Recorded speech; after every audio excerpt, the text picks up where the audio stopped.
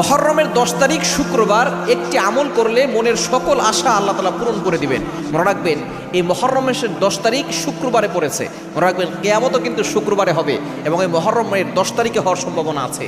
শুধু তাই নয়, এই মুহররমের 10 তারিখে আল্লাহ পাক রব্বুল আলামিন অলৌকিক কিছু ঘটনা ঘটিয়েছেন এবং এই মুহররম মাসকে আল্লাহ তাআলা সম্মানিত করেছেন।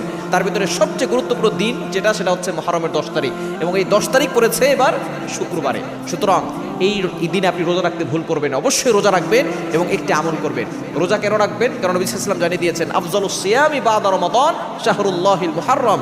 কেননা রমজানের পরে সবচেয়ে গুরুত্বপূর্ণ এবং ফজিলতপূর্ণ যেই মাস, এই মাসটাই হচ্ছে এই শাহরুল্লাহিল মুহররম। এই মাসের রোজা আল্লাহর কাছে সবচেয়ে বেশি পছন্দনীয় এবং বিশেষ করে আশুরার দিনে রোজা যে ব্যক্তি রাখবে আল্লাহ পাক রব্বুল আলামিন তার 1 বছরের গুনাহ ক্ষমা করে দিবেন। সুতরাং আপনি শুক্রবারে রোজা রাখবেন। রোজা রেখে আপনি আল্লাহর কাছে একটি দোয়া করবেন। দোয়াটা হচ্ছে প্রথমে আপনি দুরূদ শরীফ পড়বেন, এরপর আপনি আল্লাহর গুণবাচক একটি নাম ইয়া